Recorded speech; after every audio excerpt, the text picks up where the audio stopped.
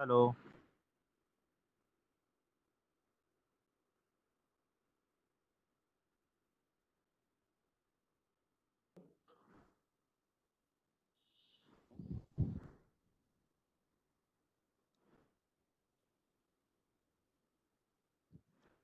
If you hear me. Good evening, Kumar Narayan sir. Good evening. Who is it? Nitin, huh? Hello.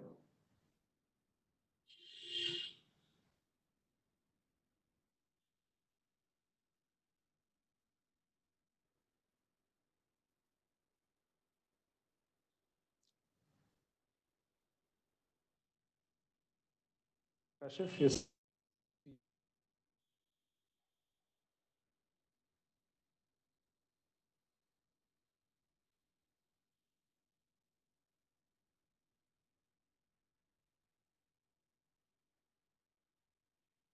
Kashif, are you able to hear me?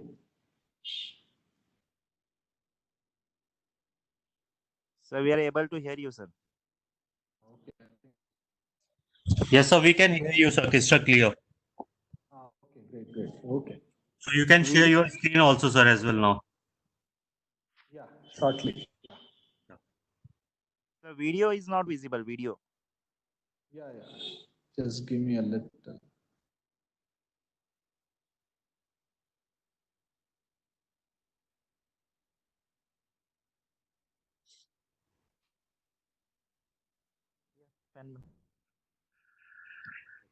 Online lecture.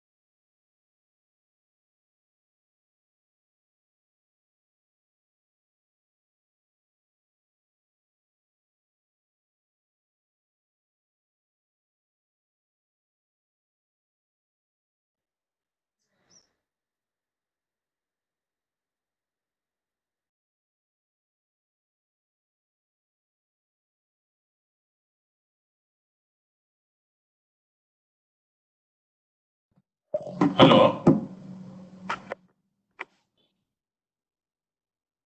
Good evening, sir.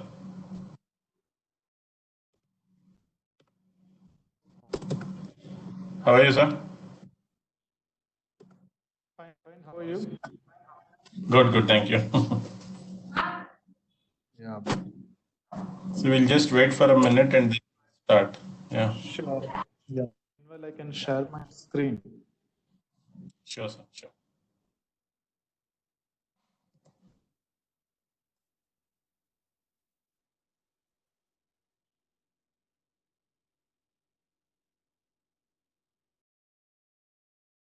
Now the screen content is visible. Yes, yes, sir. It's visible. You can just put it on full screen and we'll just wait for a minute and then we can start, sir. Yeah, yeah. It's on full screen already. Yeah.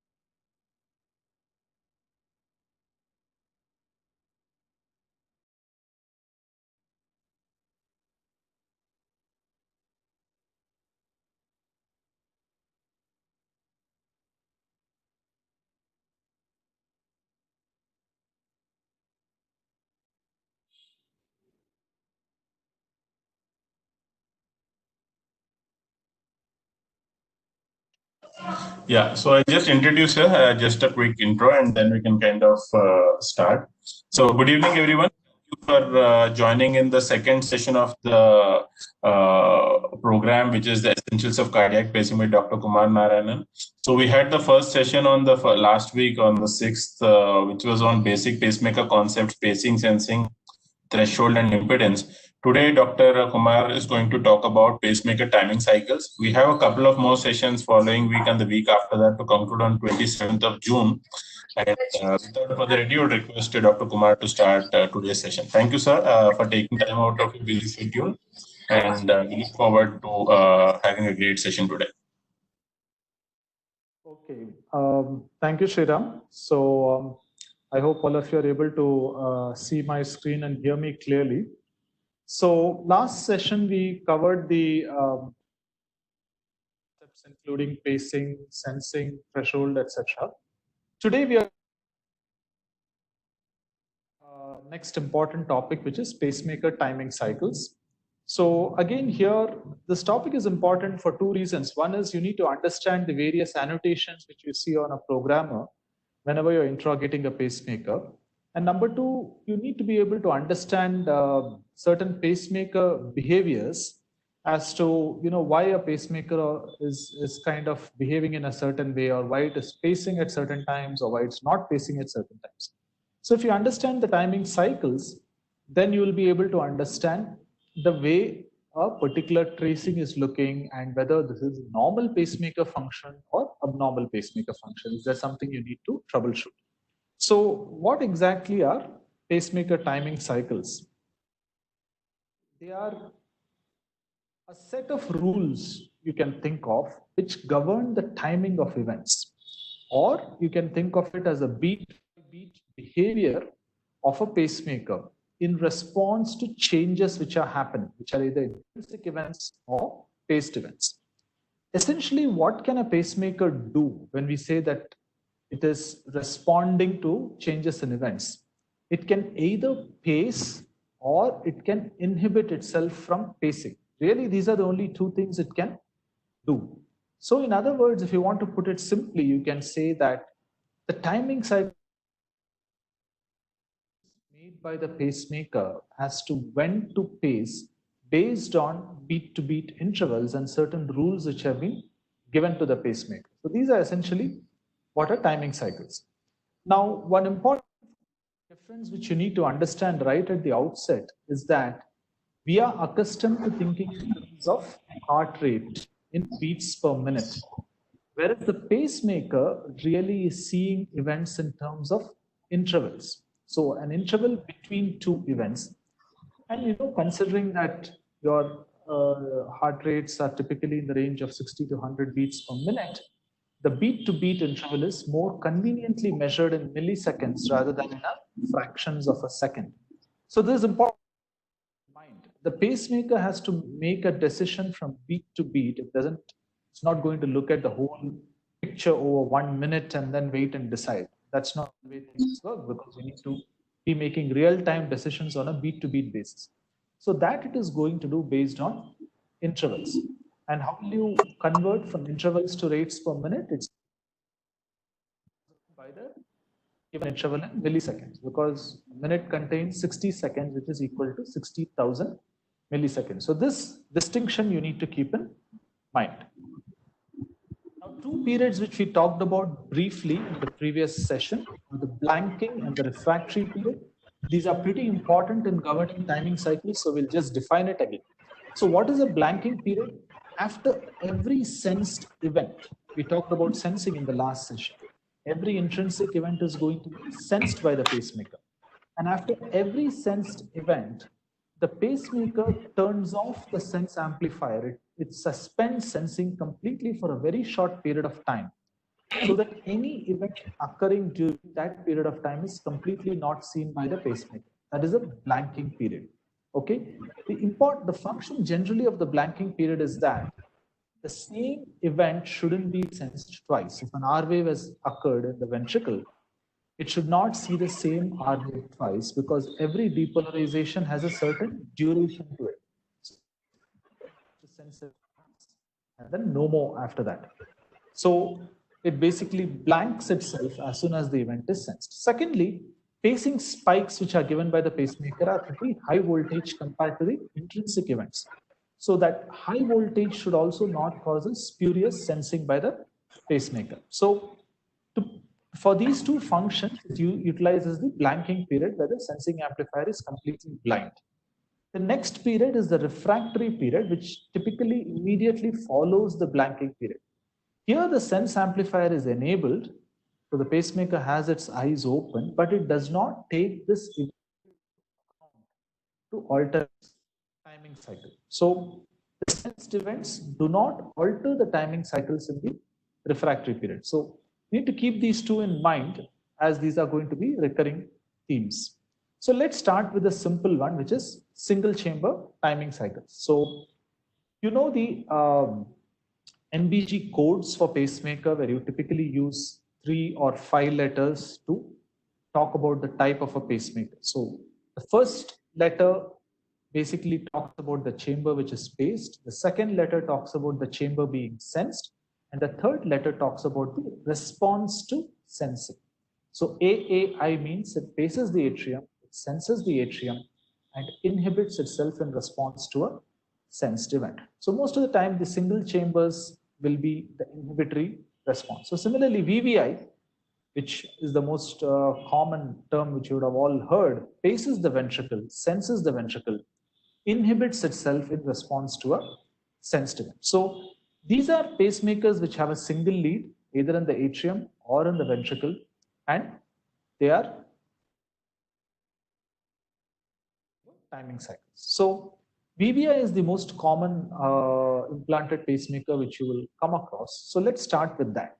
So what are some definitions which are going to be there across both single and dual chamber pacemakers? The most important one, the most basic one, is the lower rate interval. So in other words, this is the basic rate which your program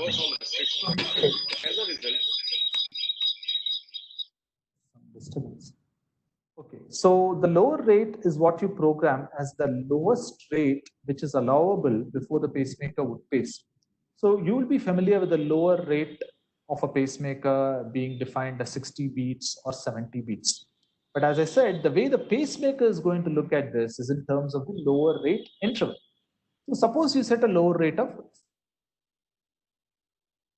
RR does it correspond to? It basically corresponds to an RR interval of 1000 milliseconds. Okay. So this is what the pacemaker is going to be looking at. That is the lower rate interval for the pacemaker, 1000 milliseconds. And that is the longest time the pacemaker will allow before it delivers a pacing spike. It's also will be known as the ventricular escape interval if it's a VVI pacemaker, or an atrial escape interval if it's the AAI pacemaker. So any sensed or paced event in the chamber will initiate the lower rate interval. And therefore, at the end of the lower rate interval, if nothing happens, if there is no intrinsic activity, the pacemaker will deliver a pacing spike. So here you have the VVI mode where the pacing is inhibited with intrinsic activity. Ventricular event has occurred. Here is a paced ventricular event. The lower rate interval is initiated. And at the end of this lower rate interval, if nothing had happened, it would have paced here. Now, what happened here? The patient had an own intrinsic sensed event, a VS. And therefore, the lower rate interval is cut short here and a new lower rate interval is initiated. At the end of this lower rate interval, nothing happened, and therefore the ventricle paced. Now, note here that you have the blanking and the refractory periods which we talked about. As soon as the ventricular event happens, there is this box within the box, which is the ventricular blanking, so that the pacing spike or the same QRS is not sensed again. If it does so, then it will keep initiating lower rate intervals within a short period of time. And then following that, there is a ventricular refractory period. Now, what is the function of the ventricular refractory period? It's typically meant to avoid T-wave oversensing. Remember, sometimes the T-waves can be pretty large. And last time we talked about different issues like the sensitivity threshold and the frequency content, which help avoid pacemaker waves. But despite all that, it can happen. So here you have one more protection in the form of the ventricular refractory period. So there is a prominent T wave here, and it is enough to reach the sensing threshold. But if it falls within the ventricular refractory period, it will not initiate a lower rate interval. Then after the V pace, you have the black, which is the ventricular blanking, the red, which is the ventricular refractory. Look how the ventricular refractory is kind of covering the location of the T wave. And then the lower rate interval expires, nothing happens, so the pacemaker paced again initiates a low blanking refractory period, lower rate interval. Then at the expiration of the lower rate interval, paces again. And then here, this lower rate interval is cut short by a ventricular sensed event. So that is annotated as VS. And from here, again after VS event, you have the initiation of a blanking and a refractory period. And then you have the lower rate interval initiated again. At the expiration of the lower rate interval, it paces again, and so forth. So this is essentially your VVI timing. Now let's look at another scenario. So this is the same. You have VPace, and you have an intrinsic event, VSense. And then here after VPace, let us say you have some kind of a noise or you have a prominent T wave. Now what's going to happen here? It's falling within the ventricular refractory period and it says VR. So that is how it designates a sensed event within the refractory period. It's going to use the term R. So there is a VR. So will it alter the lower rate interval? Will it start a new lower rate interval? No, it will not. The lower rate interval continues uninterrupted. But note what happens here. This is the reason why during the refractory period, the sensor is still enabled. It wants to see. Unlike the blanking period, it's not completely turned off because it has two functions. Number one, an event sensed within the refractory period, VR, will initiate another blanking and refractory period. Okay, so the pacemaker says, I saw something in my refractory period. It's potentially undesirable. Maybe it's noise or something. I'm going to again initiate. I'm not going to change my basic timing cycle, but I'm going to initiate another blanking and refractory so that if there is further noise, then again that's going to fall within a refractory period. So that is one function of why while the sensor is still enabled during a refractory period. The other is for the purpose of sensing tachyarrhythmias, which we will see at a later point of time. So again, it doesn't alter the lower rate interval. At the end of the lower rate interval, it paces. If this had not fallen within the refractory period, then here it would have sensed and inappropriately initiated a lower rate interval, which is what. Now look at this patient, the VP, and then the Blanky and refractory is initiated. Unfortunately, a very prominent T wave falls just outside the ventricular refractory period. Therefore, it ends up sensing it and inappropriately reinitiating the lower rate interval at that point of time, and then it has to wait till that expires before it paces. So if you take this VV interval, it will be longer than the lower rate interval, and you'll find the pacemaker is pacing even slower than the set lower rate. And then when you see such a tracing and you're thinking what's going on, one of the things you must suspect is some form of oversensing. If you interrogate the pacemaker and then you look at this marker designation, which every pacemaker will always provide you, you will understand that a VS is happening corresponding to the T wave consistently, and you can understand that this is a case of T wave oversensing. Now look at the importance of every refractory event reinitiating another refractory period. Here, let's say there is some kind of a cyclical noise which is going on. It falls within the ventricular refractory period. Then it initiates one more refractory period. Then the noise repeats, but due to the extension of the refractory period, it again falls within the refractory period. And then all of these noise events couldn't affect the lower rate interval, and the next ventricular pacing comes on time. Similarly, even though there is cyclical noise going on, it doesn't affect the pacing. The only problem with this is sometimes here you have a noise, but here if you had a genuine R wave or a genuine depolarization, that will not be sensed at all. So repetitive noise such as this, the extension of the ventricular refractory period with each of these can be potentially life-saving in a person who's pacing dependent and has no intrinsic activity. So the pacing will not. But on the other hand, this is essentially becoming asynchronous pacing, that the pacemaker is absolutely not responding to any sensed events because it is keeping on extending its refractory periods. And that can be disadvantageous when the noise is intermittent and there are some genuine sensed events at some points of time, which the pacemaker will not be able to look at. So essentially, asynchronous pacing means VOO. It paces the ventricle, doesn't see, doesn't sense, and obviously when it doesn't sense, there is no question of a response to sensing. So this is the VOO mode where sensing is suspended. So this is a programmable mode. Here, but it is essentially become asynchronous because of repetitive noise. This is a case where it is programmed in a VOO mode where there is no sensing going on. And this VOO mode, you can see what's happening is that there is ventricular pacing, lower rate interval, ventricular pacing, initiates the lower rate interval. It doesn't care if any sensed event happens. There is no sensing. At the expiration of the lower rate interval, it paced here. The spacing spike did not capture because the ventricle had just depolarized. It is the myocardial refractory period. And then again, a lower rate interval did not take the sensed event into account, then kept pacing.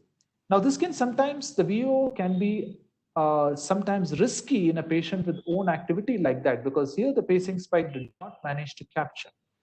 But if this does manage to capture, sometimes you can have an R on T and you can trigger an arrhythmia. So a VOO mode is used mainly in situations where some kind of an interference is expected and the patient is completely pacing dependent. For example, if the patient is going for a surgery where someone is going to use long cautery very close to the device, you know the patient has no or very poor intrinsic rhythm, you would then want to program the pacemaker in an asynchronous or a VOO mode. On the other hand, if the patient has a very good escape, then you don't really need to use this mode, and you can sometimes end up having a little bit of risk when the patient has his own intrinsic events. Now, what about AAI? It's essentially the same. Here, the only difference is we are talking about the atrial lower rate interval and the atrial escape interval. So you have any atrial event which is going to initiate the lower rate interval. Let us say, for example, it's 1000 milliseconds here. At the expiration of the 1000 milliseconds, it's going to pace. And then there is no ventricular lead here, it's AAI. So the patient has his own conduction. And here again, the lower rate atrial interval is initiated. It's cut short by a sensed P wave at 800 milliseconds. And therefore, another low rate interval is initiated and so forth. Like the ventricle, the atrium is also going to have its blanking and refractory periods immediately after an atrial sensed or an atrial paced event. One of the issues which can happen with an atrial lead is that the ventricle is a big chamber with a lot of myocardium. So obviously, ventricular depolarization signals are much bigger and bulkier. On the other hand, the atrial depolarization is of a smaller magnitude.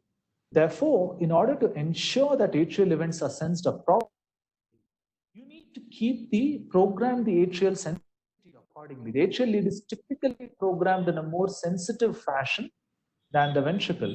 And due to this, one of the issues which can happen is that sometimes it can end up sensing the big ventricular depolarization, which happens in the ventricle. And here you can see wherever there is the star, that the AA interval is longer. Look at this AA interval, it's shorter and corresponding to the appropriately programmed lower rate interval. Here the AA interval is a little longer. And if you looked at the pacemaker annotation, it would probably say AP, and then here it would say AS, corresponding to this R wave. So there is an inappropriate sensing of the far field R wave, due to which the lower rate interval is getting reset here, and then it is pacing only after the expiration of the lower rate interval. So you should remember that the AAI timing cycle depends upon the A and not the ventricular events. Now, why does this oversensing happen? We said one reason, that the R wave is a much bigger depolarization. But you may think that the atrial lead, in our mind, we would think that it's very remote from the ventricle, right? You're put it high up in the atrium, so why should it pace the ventricle? Actually, if you look at it anatomically, it's not that remote. Because if you recall the anatomy, the atrial appendage often overlies the RVOT. So we will be thinking of in terms of atrium being somewhere here and the ventricle being low. But if you look at it anatomically, the atrial appendage, where the lead is typically placed, often is directly lying over the RVOT. So it's not very surprising. And you will, in fact, if you look at many of the atrial leads, you will find a little bit of an R wave almost seen in many cases. And this is the anatomical reason for that. All right, so we finished this slightly easy part. Let's go to dual chamber timing cycle. So here you have two leads, you have one in the atrium and one in the ventricle. So we said already that in AAI or BVI, we have to pace the chamber, sense the particular event, and the response is generally only one. In response to a sensed event, the pacemaker has to inhibit itself. There is little complexity added to it. There is pacing going on and sensing going on in both the atrium and the ventricle. But what is the response to sensing? What does DDD mean? D is dual, so both chambers are paced, both chambers are sensed. But we are using the third D to say that there is a dual response. So what exactly is this dual response? The first response is that there should be inhibition of pacing by sensed events in the same chamber. The atrium, when it senses an atrial event, should inhibit. The ventricle, when it senses a ventricular event, should inhibit itself. So pacing in the same chamber is inhibited by sensed events in the same chamber. But the dual response is that a sensed event in the atrium should then lead to pacing in the ventricle if required. And this is what is AV coordinated pacing. This is the main advantage of a dual chamber pacemaker as opposed to a VVI single chamber pacemaker. You're going to achieve AV coordination or AV synchrony. A sensed event, P wave should inhibit atrial pacing. R wave should inhibit ventricular pacing. But an atrial paced or sensed event should be tracked into the ventricle, which means it should be followed by a ventricular paced output in a particular defined time interval to achieve AV tracking, AV synchrony. So there are four possible situations in DDD pacing. You can have atrial and ventricular pace, where basically there is no activity in the atrium, the pacemaker is having to pace. There is no intrinsic ventricular activity, so after a certain time delay, the ventricle has to be paced. Or you can have an atrial pace, but going good, so there is a ventricular sense. This is AP and VS. Or you can and ventricular pace, where the sinus is doing good, the atrium is depolarizing at a regular rate, the atrium doesn't need to pace, but AV conduction is not good, and therefore the ventricle has to be paced after a certain delay. This is tracking.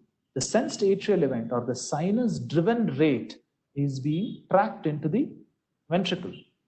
And then lastly, a situation where you're having both the atrium and the ventricle having their own activity, where you're having the AS and VS. So in a patient with intermittent AV block, you can have a proportion of time where the own intrinsic activity is going on and the pacemaker is appropriately inhibiting itself.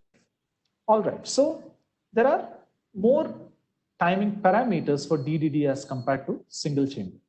So the lower rate and lower rate interval is fundamental. It applies to the dual chamber situation as well. You need a particular lower rate below which the pacemaker will not allow the rate to fall. All right.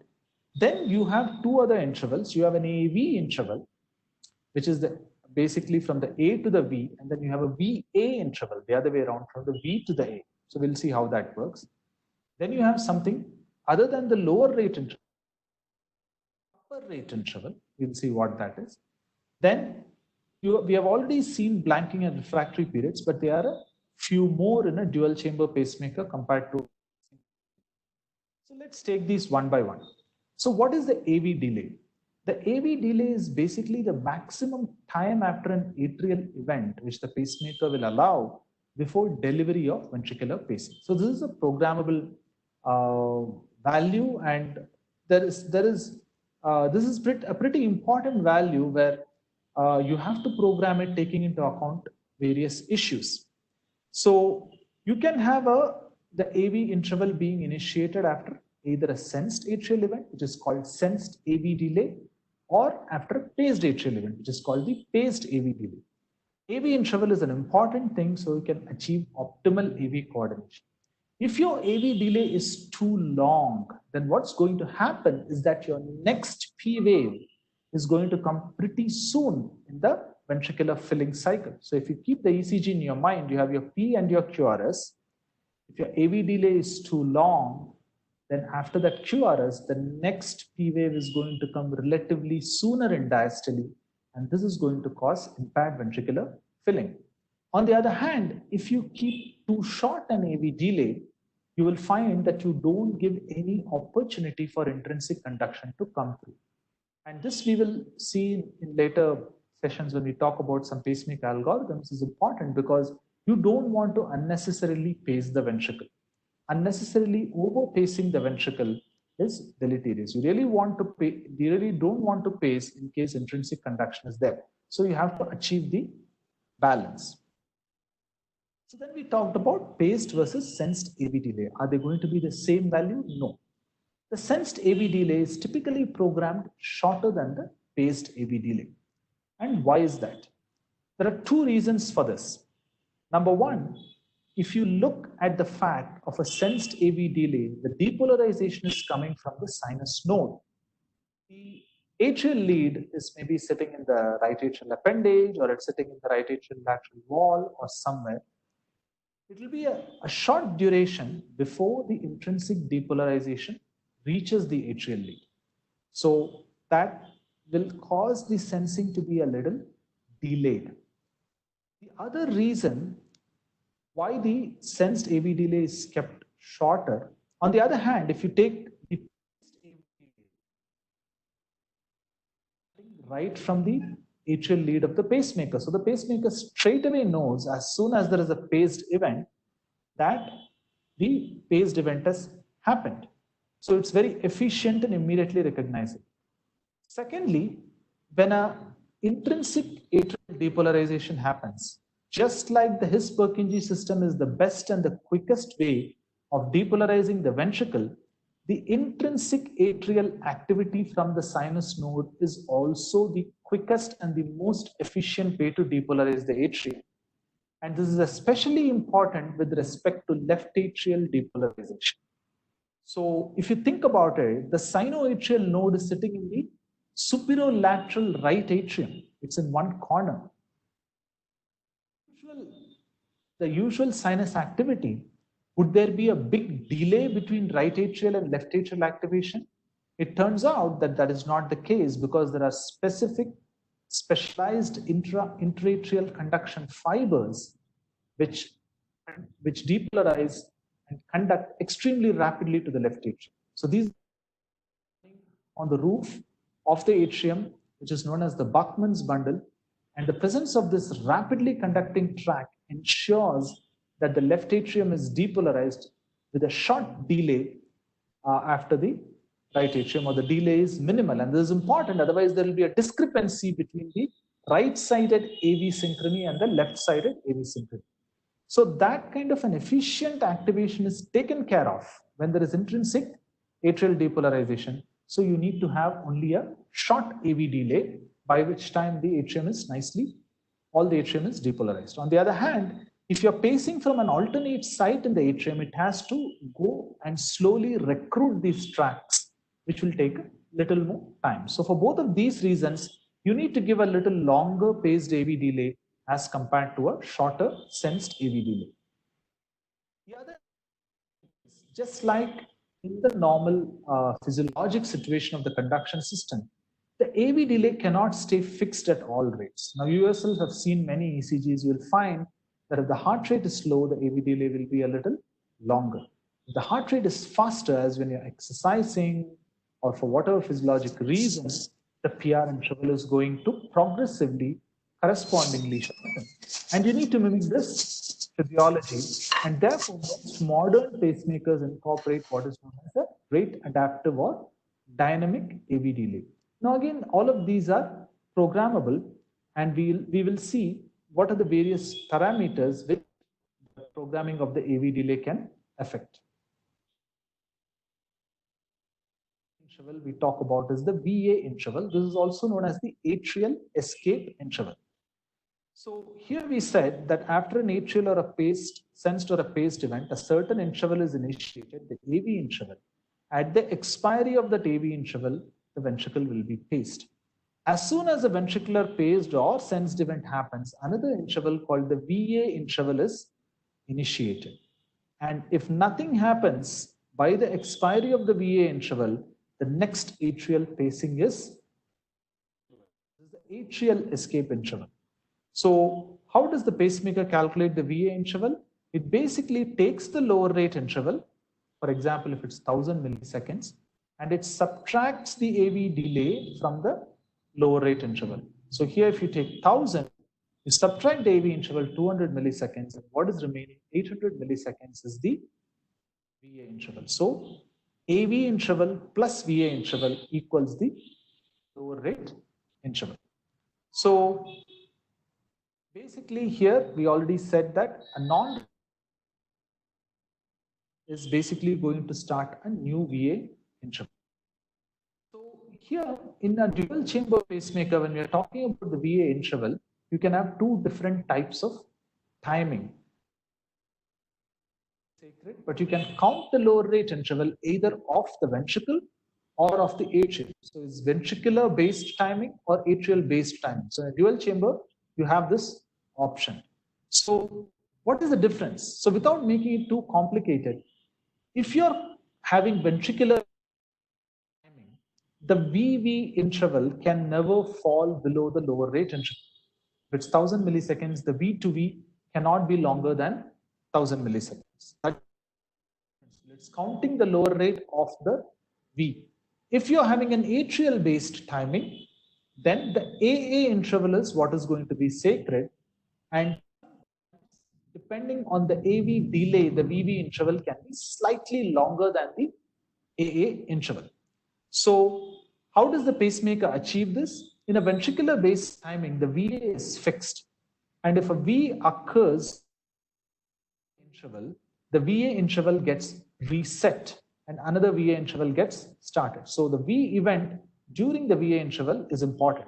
But on the other hand, if a VA interval, then the AV interval is triggered, and at the end of the AV interval, the ventricle will have to be paced. So therefore, the ventricular rate can not become slower than the lower rate interval. Whereas on the atrial based timing, the AA lower rate interval is fixed. And therefore, if an R occurs during the AV interval, the AA will still not be affected. The AA will continue to run, and at the expiration of the lower rate interval, the atrium will also be paced. Example of a V-based timing. You can see that the RR is pretty much maintained at 1000, and occasionally, based on the occurrence of an intrinsic R ahead of time, you can have a slight shortening of the RR interval. So it can be a little shorter, but not longer than the lower rate. Whereas in an atrial based timing, what it is looking at is the A to A.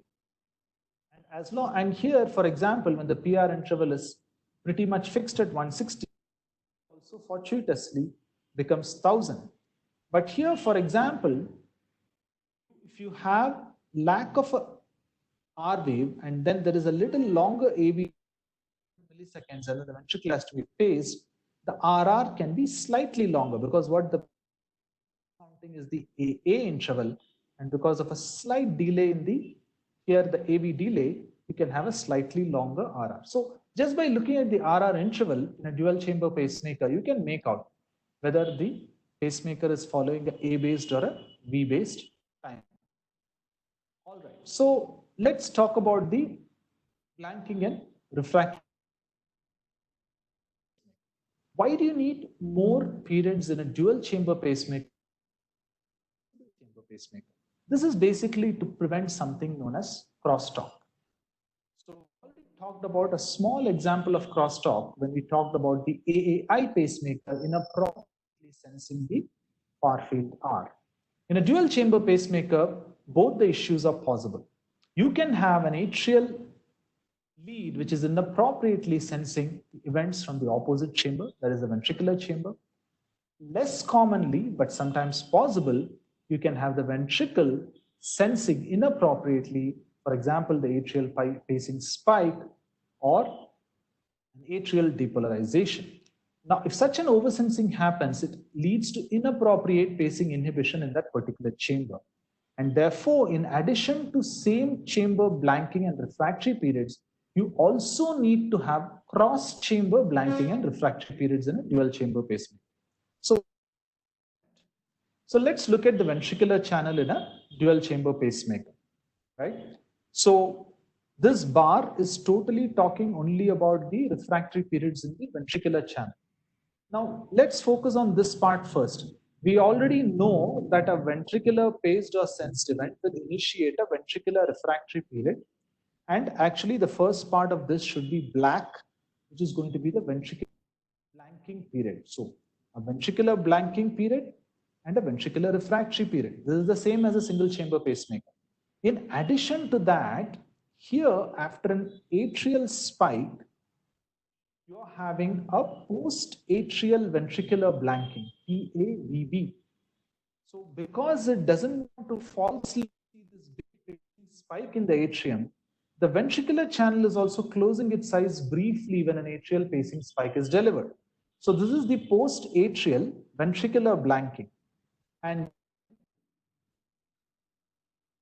here there is something called a crosstalk sensing window. We'll not talk about this today. We'll talk about it at a later session.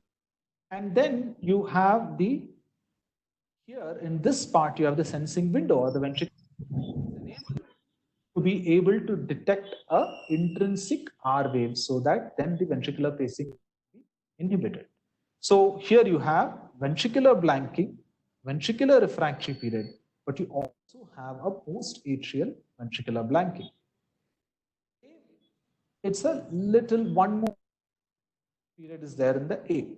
So here we know from the single chamber that after an atrial pacing or a sensed event, you are going to have an atrial blanking and refractory period that is there.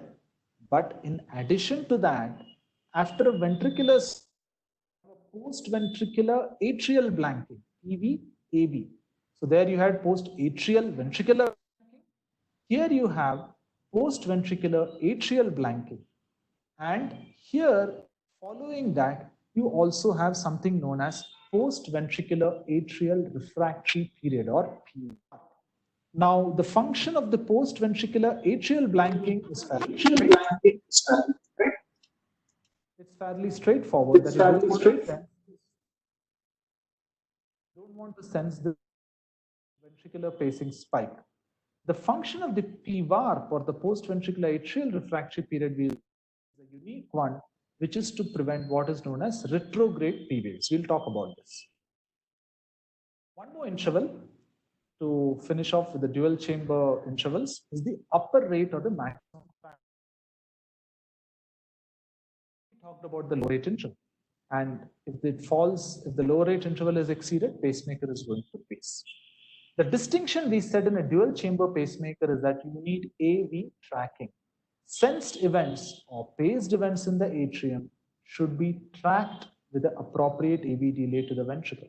But do you want to do this indefinitely? If the atrial rates keeps going higher and higher and higher, do you want to keep on tracking it to the ventricle? You need to draw a limit. The most obvious example is if an atrial arrhythmia has happened. If the atrium is inappropriately going at an arrhythmia of say 160, 170 beats per minute, you don't want to then pace the atrium at such an inappropriately fast rate.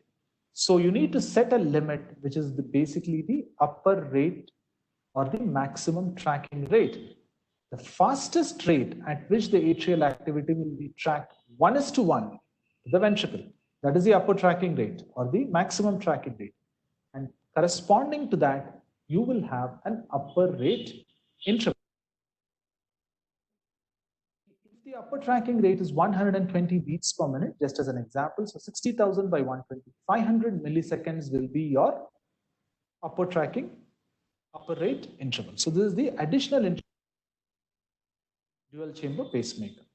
So we talked about PVAR now. So what is the point of a PVAR? After a sensed or a paced ventricular event, there is a certain period during which the atrial channel is not going to take sensed events into account. What does it mean exactly? If there is an atrial sensed event, it will not initiate a AV delay. And this is to prevent sensing of retrograde P waves. So what are these retrograde P waves? So this is a unique phenomenon where even if you have a complete AV block in the antigrade direction, that is A to V, the system is rather unique in the sense in the opposite direction, it can still have intact conduction. It sounds funny, but this is very well known in the conduction system. And this property of differential conduction in opposite directions is known as anisotropy. So the A to V can be completely blocked. You have third degree AV block, but the V to A conduction can be intact. Therefore, after QRS or a paced ventricular event, you can have a retrograde P wave. And if this retrograde P wave gets sensed, it can lead to an undesirable response called pacemaker mediated tachycardia. I'll show that a little later. One more period which we need to talk about is the TAR, or the total atrial refractory period. Now, this is nothing but the sum of the AV delay and the PVAR. Now, following an atrial event, you're going to have a AV delay initiated, and again, the atrium is not going to take into account any of the sensed atrial events. So essentially, atrial channel is refractory during the AV period. After that, when a ventricular depolarization has happened, you have the PVAR, which is initiated. During that time also, the atrial channel is refractory. Therefore, putting these two together, the AV delay plus the PVAR, you get the total period during which the atrial channel is refractory, the total atrial refractory period, or the TARP. The TARP is important, as we will see later, in governing what is known as the upper rate behavior of the pacemaker. And corresponding to the TARP interval, you will also have a TARP corresponds to a, you can convert every interval to a rate. For example, take this example, PVARP of 300, TARP is 500 milliseconds. So the TARP rate is corresponding to 120 beats per minute. We'll see how. So let's look at some examples now of the, we have learned all the periods. So let's look at some examples. Here we are starting with a V pace. We have a ventricular blanking, ventricular refractory period. We initiated a VA interval. The end of the VA interval, if nothing happens, atrium gets spaced. Now, along with these periods, there is a cross-chamber blanking and refractory. Post-ventricular atrial blanking, post-ventricular atrial refractory period, the PVAR. At the end of the VA interval, A is spaced. After an A pace, you have this tiny thing, the post-atrial ventricular blanking. This typically happens after only an A paced event, not after an A sensed event, because the big pacing spike is what could potentially be sensed in the opposite channel. So A pace, post-atrial ventricular blanking in the ventricular channel initiates what delay? Initiates the AV delay. And here in the atrial, you are again going to have atrial blanking, atrial refractory period. The entire AV delay is refractory for the atrium. At the end of the AV delay, nothing happens. Ventricle gets spaced. Again, same blanking refractory period in the V, blanking and refractory period in the A, and then so on it continues. V pace, dual chamber mode. What if you look at own intrinsic activity of the patient is there? So atrial sense, and then you have an atrial blanking and an atrial refractory period. AV delay is initiated. The AV delay is cut short by a ventricular sensed event. The VA interval is initiated. After ventricular sensed event, of course, you're going to have the ventricular blanking and refractory. You're going to have post-ventricular atrial blanking and post-ventricular atrial refractory period. Initiation of the VA interval, then the VA interval is cut short by a atrial sensed event. The atrial sensed event will initiate an AV delay, again that is cut short by a ventricular sensed event, and so forth. So essentially, the pacemaker is following in an inhibited fashion due to the patient's own intrinsic activity. What is the third one? It's APBS. Okay, atrial pace, ventricular blanking, atrial blanking and refractory period. AV delay is initiated but cut short by ventricular sensing. Then after ventricular sensing, you're going to have the ventricular blanking refractory periods and the cross-chamber refractory periods in the atrium. VA interval is initiated. VA interval, nothing happens, atrium is spaced, and then a ventricular sensed event, and so on. Then lastly, you have the atrial tracking mode, where you have atrial activity, but there is no intrinsic AV conduction. Sense, atrial refractory periods, nothing happens, ventricular pace, ventricular refractory periods, corresponding cross-chamber atrial refractory periods. VA interval is initiated, but VA interval is cut short by an atrial sensed. And it goes on ASVP, ASVP. The sinus rate is being tracked into the ventricle. There is another mode which is used sometimes by the pacemaker. Again, you can use it also as a programmed option if you don't want to track the atrium. This is called the DDI mode. So we have removed the last D, in the sense we are going to only have an inhibitory response, but response where an atrium is going to sense and track into the ventricle by an AV delay, that is not going to happen. So here you use this whenever you don't want atrial tracking. And what is the situation where you typically don't want atrial tracking? When you have an atrial arrhythmia going on. And this is a mode which is used in a programming programmable option called a mode switch. Again, we'll talk about this in a future session. Therefore, here in a DDI mode, the ventricular paced rate, remember we are talking not about intrinsic rate. The intrinsic rate is under the control of the body, not under the control of the pacemaker.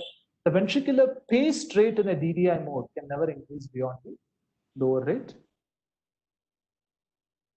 of the DDI mode. A pace, you know the refractory periods, AV delay, and then you are going to have a ventricular pace. But if an atrial sensed event happens, watch here, the VA interval is cut short by this particular P wave here. It's not going to take that into account. It says, okay, there is an A sense, but I'm not going to initiate an AV delay. I'll simply wait for expiration of the lower rate interval and I'll pace the ventricle. Then the V pace, again, there is one more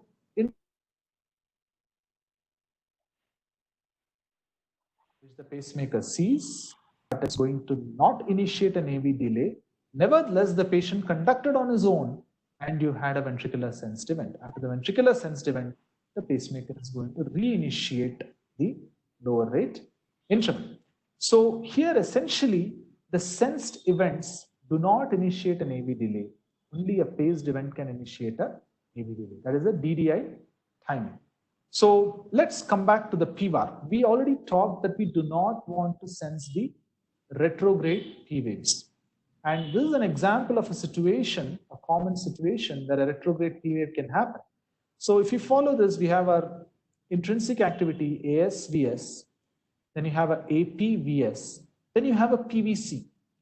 Now a PVC is occurring remote from this atrial depolarization. Therefore, the atrium is receptive to get depolarized again. And this PVC conducts retrograde to the atrium. And here this falls within the atrial refractory period and therefore does not initiate a AV delay. This is the problem which we can end up with, which is known as PMT, or pacemaker mediated tachycardia, or endless loop tachycardia. So let's look at the same PVC here, which had a retrograde conduction, and then you have a retrograde P wave, and this fell and therefore was sensed by the atrium, initiated an AV delay. At the end of it, the pacemaker paced the ventricle.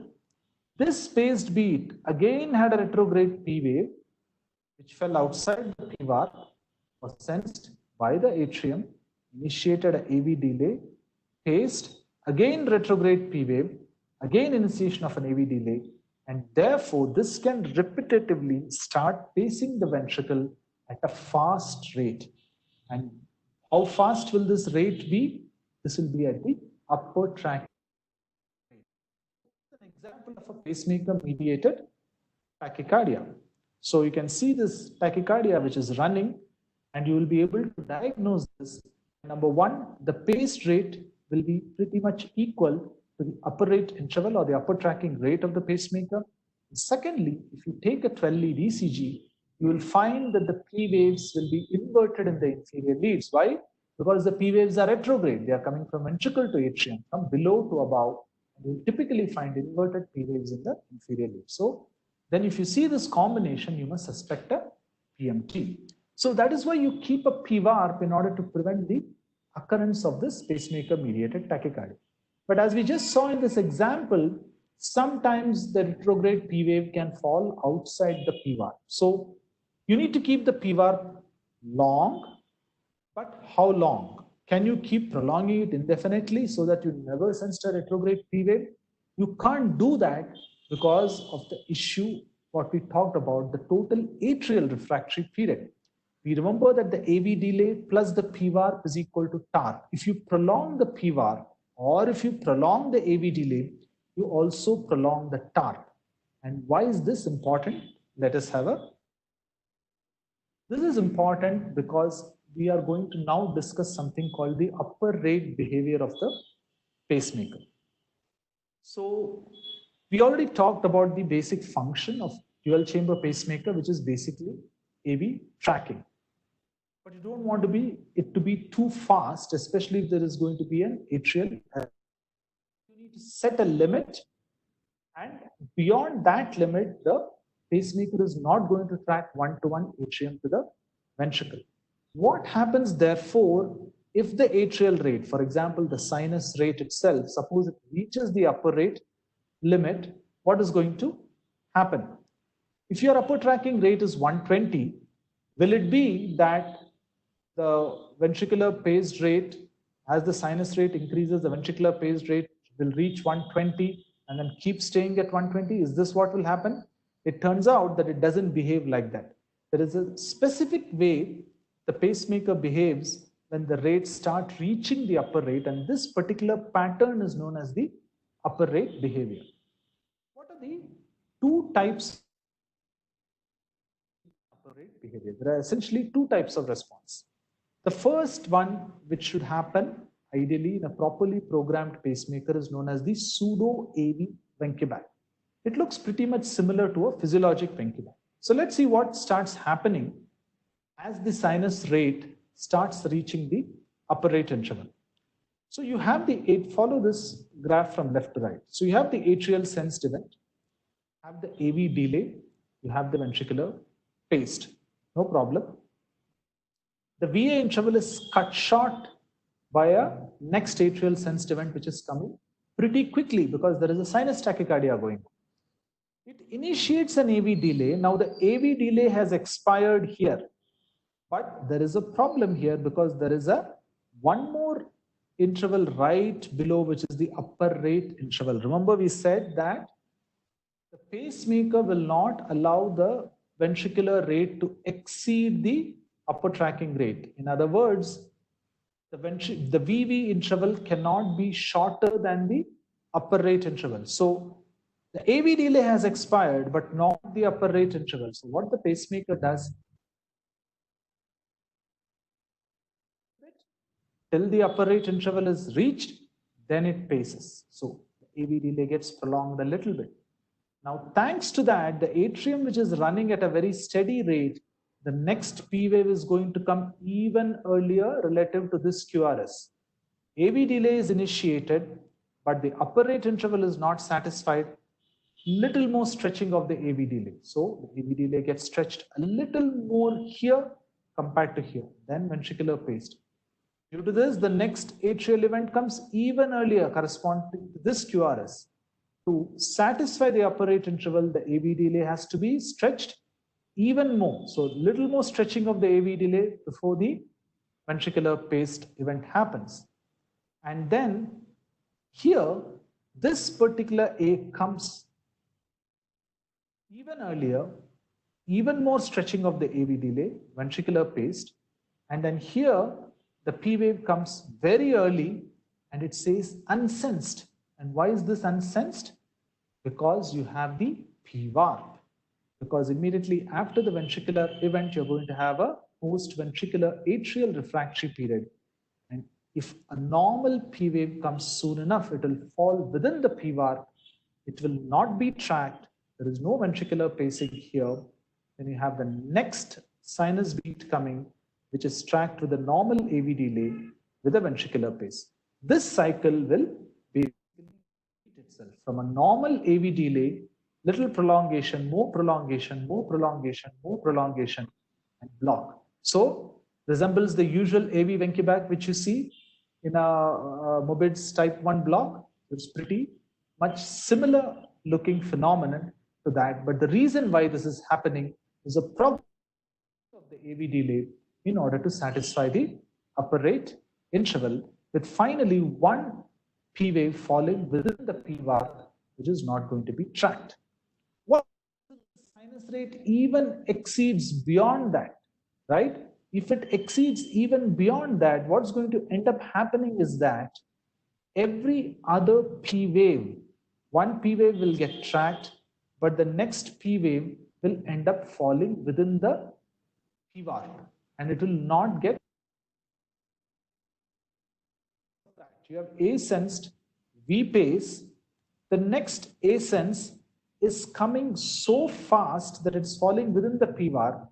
It's not tracked. The next ascent is tracked as usual. Again, this falls within the PVAR and is not tracked. And then this phenomenon keeps repeating. This is 2:1 AV block where the ventricular rate will be exactly half of the atrial rate. And you can understand here that when is this going to happen? If your A to A rate, the A to A rate exceeds the TARP rate, or your AA interval is shorter than the TARP interval, that is when your next A will fall within the PVAR. You can understand that this is the AV delay, this is the PVAR, this is the total atrial refractory period.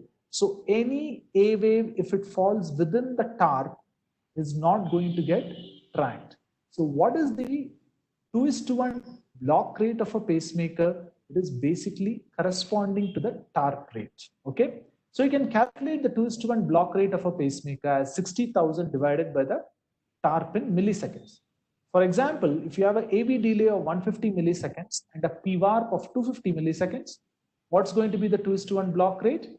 You add the AV delay and PVAR, that's 400, 250 and 150, 400 milliseconds.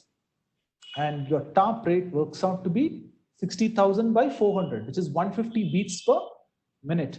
So the moment the sinus rate hits 150, what's going to be the ventricular rate? The ventricular rate is going to fall to 75.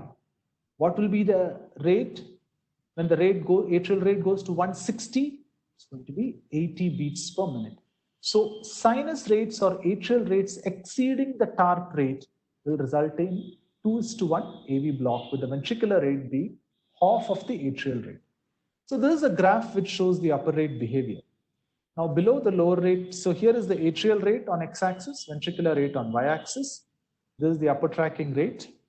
Below the lower rate interval, there is no ventricular pacing. There is going to be 1:1 atrial tracking as the atrial rate increases till it starts coming close to the upper tracking rate. As it starts reaching the upper tracking rate, you start finding first the pseudo AV Wenckebach. With further progressive increases in atrial rate, once the TARP rate is reached, you see how the ventricular rate falls sharply to half the atrial rate. And then, as the atrial rate further increases, it will be tracked in a 2:1 fashion, with every other P wave falling within the. So here is where the issue comes. We talked about you cannot prolong the PVAR indefinitely to prevent retrograde atrial tracking, because PVAR is part of the TARP. So that is one issue.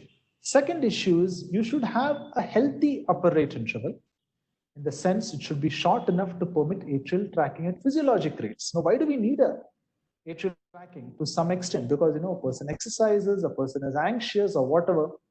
Just like in a normal situation, as the atrial rate increases, the ventricular rate increases, you want to maintain that synchrony to a physiologic. So you should permit atrial tracking at physiologic levels. But at the same time, you can't be too generous. You should ensure that the upper rate interval should be longer than the TARP interval. In other words, the upper tracking rate should be shorter than the TARP rate. I hope you are able to understand the interplay between intervals and rates. Now, why is this? If you keep, for example, an upper tracking rate at 150, but your TARP rate is actually only 140, what is the point of that? Because by the rules governing the pacemaker, the moment the sinus rate hits 140, what's going to be your ventricular rate? It's going to be 70, right? That is a good situation, because the patient, in some kind of an exertion or some abrupt 2:1 AV block. So you need to keep your upper rate interval longer than the TARP rate. This will ensure that the usual pattern of a pseudo AV Wenckebach phenomenon is first followed, and that will already kind of give a warning that 1:1 tracking is not happening. And then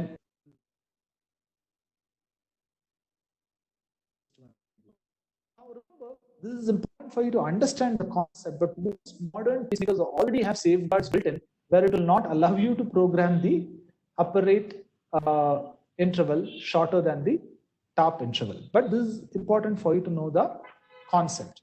So this is concerned. So you want to keep the TARP interval, I said, shorter. So how do we achieve that? You know that TARP is corresponding to AV delay plus P bar. So we can shorten the TARP by either shortening the P bar. So here you see we got the two opposing issues. On one hand, we said we want to keep the P bar long enough to prevent retrograde sensing of. But you can't have a too long P bar because in your TARP interval and your corresponding TARP rate will fall. Kind of reconcile these two things. How you shorten the TARP in such a way that you can allow a healthy upward tracking rate. One, you can shorten the P bar, but then you're risking tachycardia. Or you can have rate adaptive intervals, which is what most modern pacemakers do. You have rate adaptive delay and rate adaptive P bar also, which means that at slower rates, your AV delay and your P bar will be longer. But at faster rate behavior is going to come into play, you can have dynamic shortening of AV delay, dynamic shortening of P bar at faster rates, and therefore you not have the interference with a good upward tracking rate. And this is also physiologically makes sense because if you're going to have retrograde tracking, the retrograde VA interval will also shorten at such a long P bar at faster heart rates. So dynamic TARP and a dynamic upward tracking rate will be full to overcome some of these issues. And again, most modern pacemakers automatically incorporate this. Lastly, the VDD timing cycle. So in a VDD, you have only sensing in atrium. So you're able to track sensed atrial events to the ventricle. Sensed event, there is nothing the pacemaker can do. The pacemaker can only pace the ventricle at the lower rate interval. So this is as far as the VDD timing cycle is concerned. So we already talked about DDI mode, where there is going to be no atrial tracking, which is basically useful in an atrial tachyarrhythmia. And then asynchronous modes also we have talked about, where you absolutely suspend sensing. You are expecting the situation of some extrinsic noise in a pacemaker dependent patient. So typically you use asynchronous modes for short durations, such as when a patient is undergoing an MR, undergoing cautery, and then you will put the patient back in a usual mode after that. So summarizing, timing cycles are important to understand what the pacemaker is doing and to be able to sort out normal from malfunction. And then you have to look at what is the physiologic situation of the patient, what is the underlying condition, and then appropriately program the clinical scenario. So I'll stop my talk here. I think we have slightly exceeded the time. So if you have any questions, you can take that. So let me some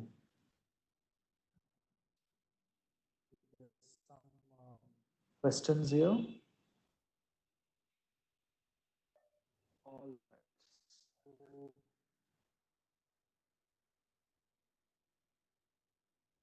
what is the QT is prolonged? I think so. This is in reference to the T-wave oversensing somebody has asked. So remember, the ventricular refractory is only one of the ways in which the pacemaker is able to avoid T-wave oversensing. As we discussed in the last class, there are also other things like the sensitivity threshold. A T-wave is typically smaller than an R-wave, so you can program your ventricular sensitivity. There is also a different frequency content in the T-wave as compared to the R-wave, which also helps the pacemaker generally avoid sensing T-waves. But finally, nothing is perfect. So yes, if a patient has a prolonged QT with a very prominent T-wave, you can end up with T-wave oversensing. What are the advantages and disadvantages of atrial and ventricular-based timing cycles? I can't think of any specific advantages. Even in an atrial-based timing with some of the dual-chamber pacemakers used, you pretty much have safety as far as ventricular rate is concerned. So I think it's just a couple of ways in which the pacemaker looks at it. But other than that, I don't think there are any specific advantages or disadvantages of that. The difference between atrial blanking and post-ventricular atrial blanking. So atrial blanking is the same chamber blanking. So after an atrial paced or a sensed event, it is going to suspend its sensing for some time. The post-ventricular atrial blanking is after a ventricular event, not after an atrial event. So after a ventricular paced or a sensed event, the atrium is going to blank itself for some time, right? Because it doesn't want to see that, number one, that R wave, and also the big ventricular pacing spike. Is there any situation where the pacemaker exceeds the maximum tracking rate? So the ventricular paced rate in a dual chamber pacemaker cannot exceed the maximum tracking rate. Just like the lower rate interval, the upper rate interval is an inviolable rule. So the paced rate can never exceed. Remember, we are not talking about sensed rates. Okay, if a patient has an atrial arrhythmia which is being conducted ventricle by his own AV node, and he's having a very fast ventricular sensed rate, his own heart rate, the pacemaker can do nothing about that, right? So that can be much faster than the upper tracking rate of the pacemaker. But as far as the ventricular paced events are concerned, it cannot exceed the MTR. Before it reaches the MTR itself, you will start finding the pseudo-Wenckebach response. And if it hits the TARP rate, the ventricular rate will fall to half the atrial rate. Can PMT happen less than MTR? Usually not. The PMT is usually at or just below the MTR rate. All right. Pacemaker, is it possible to have pacing below the lower rate? Means if the lower rate is set at 60 and the patient is having ASVP at 50 beats per minute. So this really shouldn't be possible if you have a VDD. The only advantage is that if you have atrial sensing, which is faster than the low limit. So if your low rate is set at 60 beats per minute, but you have sinus activity going on at 75 beats per minute, the advantage of the VDD is that with an appropriate AV delay, you can have ventricular pacing at 75 beats per minute. So you maintain AV synchrony. On the other hand, again, the lower rate interval is inviolable. So if your sinus rate is slower than your lower rate limit, your ventricle will get paced at the lower rate limit. So the way that will happen is you might have one atrial sensed event which is tracked and you have a ventricular pacing. The ventricular pacing will initiate the lower rate interval. At the end of the lower rate interval, if you do not have a ventricular event, it will pace the V. So the lower rate interval is a very fundamental interval which is inviolable. So if your sinus rate is slower than the lower rate interval, you could potentially lose the AV synchrony in a VDD pacemaker. Hysteresis, we'll probably talk about it in the next session where we talk about some common pacemaker algorithms. All right. What else? Let me get this.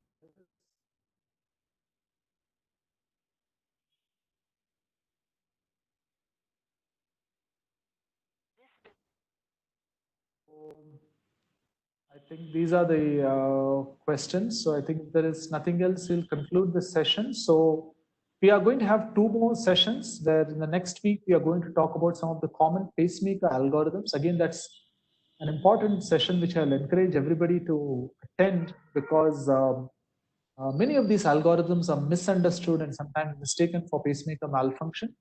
And then the week after that, we will try to have a demonstration of programming by showing you a programming screen online so that you can get familiar with it, how to play with the different buttons and so forth. So hopefully today's session was useful. There's one more last question which says, please explain DDI. So I'll quickly do that. So DDI, as I said, the nomenclature, the first chamber, the first letter is chamber paced. D, both chambers are being paced, dual. D, both chambers are being sensed. That is the second letter. And then lastly, instead of DDD, you are saying DDI, which means that the only response possible in the DDI mode is inhibition. So we already know that if an event is sensed in the same chamber, it is going to inhibit itself. But the D response in tracking, if it senses an atrial event, it is going to track it to the ventricle. That is the D part in a DDD. But if you put it on DDI, this tracking is essentially what you're not doing. You're not going to track atrial sensed events to the ventricle. So here, the AV delay will not be initiated by an atrial sensed event. It will ignore all atrial sensed events and simply pace the ventricle at the lower atrial junction. If an atrial paced event happens, yes, that will get tracked to the ventricle. And remember, the atrial paced event is also going to follow the lower atrial junction. So DDI is used when you want to suspend atrial tracking, which is typically in the situation of an atrial arrhythmia. The atrium is going very fast. You don't want it tracked at a fast ventricular rate, then you use the DDI mode. Please explain reverse arterial pacing used in post-op junctional tachycardia. To understand this reverse arterial pacing, maybe we can look at this in a future session, because I think we are kind of little bit over time. So, okay, so I think we'll bring this session to a close. So, just want to thank both Abbott as well as Vijay Bhaskar for being instrumental in organizing these sessions. So hopefully these are Vijay Bhaskar is from Corona Remedies, and then we have the also Abbott. Both of them are taken the initiative.